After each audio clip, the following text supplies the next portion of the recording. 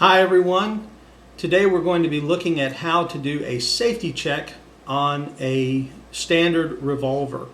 The revolver we have chosen today is a Smith and Wesson 357 Model 19-4. This is a fairly standard revolver, has a fairly standard functional system, but I will go ahead and say that there are a lot of different types of revolvers out there, and while what we're going to be talking about in this video is pretty standard, there may be some differences, especially in how to open the cylinder on your particular revolver, and that's something you may need to look at your owner's manual to find out, or simply when you purchase the gun, ask the person at the gun store to ensure that you understand all of the mechanisms on your particular revolver. As I said, though, the one reason why people like revolvers so much is that they are pretty simple to operate. So we're going to talk today about first how to do a safety inspection, and then some of the typical things that you'll have to deal with when handling a revolver. And the first thing we're going to do is safety inspect this revolver. And how we're going to do that is simply by opening up the cylinder. For a revolver to fire, the cylinder has to be in a closed position. So to make the firearm safe, we simply activate the revolver, or rather the cylinder release, which is this little button right here. And of course, it could be different on yours, but on this one, this cylinder release is here. We're going to push up with our opposite fingers, just like this. And now our hand is in what I call the Spider-Man grip. Let me go ahead and I just want to tell you why I call it that. If you've ever seen Spider-Man, the comic book or the television show, Spider-Man does his hand like this when he wants to engage his spider web. Well, I kind of jokingly, I call this the Spider-Man grip because I stick my fingers up and I catch the cylinder like this. This, of course, is how I would load, how I would check to see that all of the cylinders are empty. I can look down and I can see light. And, of course, I can hold the gun in a good, nice, firm grip. If I were extracting spent casings out, I could do that with my thumb.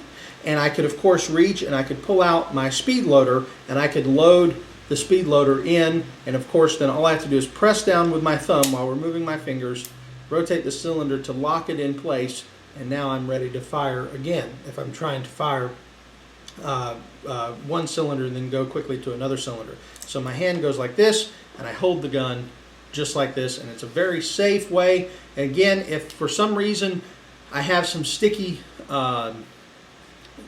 spent casings, if the casings are in the cylinder and I'm having difficulty getting them out, this position gives me where I can use gravity and my thumb and I can press.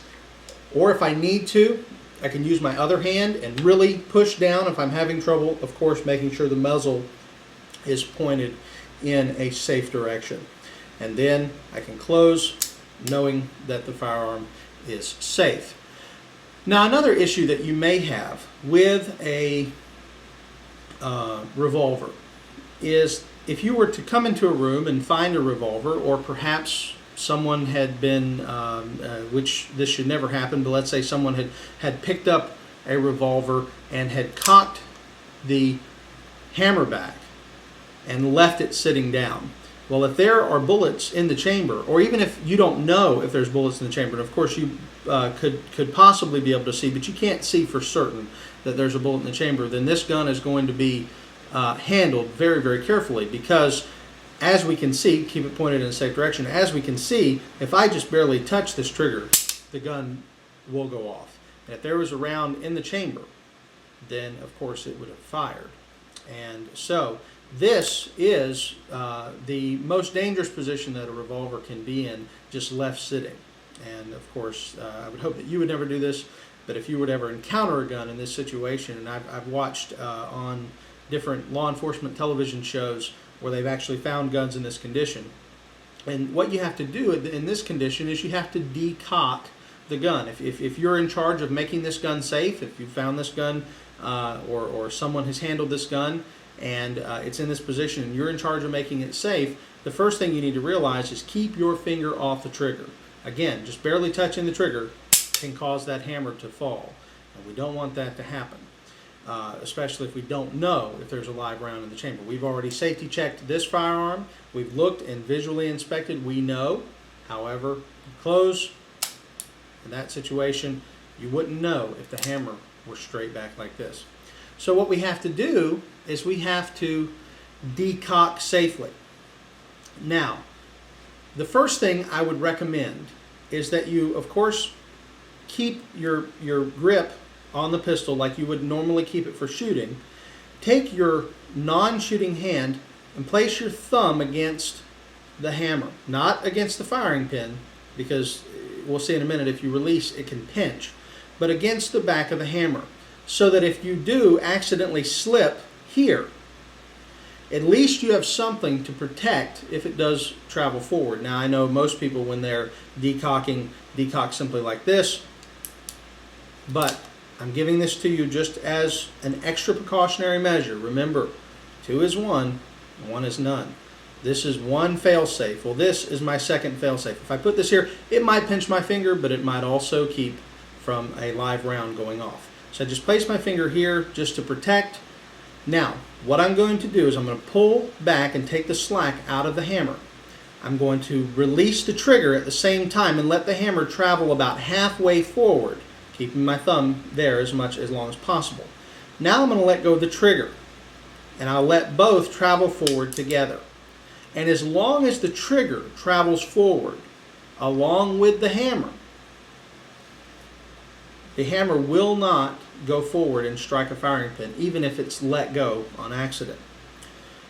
However, if I keep the trigger pulled all the way back and release this here and it slips, it will go all the way forward and could strike a primer if there was one in there. Again, my thumb is here to protect that, but for whatever reason, the first thing I need to remember is that this has a functional mechanical device inside that ensures that unless the trigger is all the way back, the hammer cannot fall all the way forward. I recommend, please look and see the hole here, that there is a hole, and it's hard for me to know if you can actually see that hole, but in that hole, that's telling me that that firing pin is not all the way forward. In fact, if you look into there, you can see that the firing pin is not all the way forward. However, if I pull the hammer back, pull the trigger all the way back and release, you'll see now the hole is gone because the hammer is all the way down. But watch when I release the trigger. Ah, the hole came back. Why? The hole came back because now the trigger is forward. It will not allow the hammer to go all the way forward. On this particular model, and I know it's like this for a lot of revolvers, on this particular model, unless the trigger is all the way back, the hammer cannot travel all the way forward. Thus, if I have a situation where I have to decock and I've got my thumb in here to protect, the first thing I want to do is drop this about halfway and then release the trigger totally and let them both travel forward together. And that ensures that there's no chance of the firing pin coming in contact with the primer.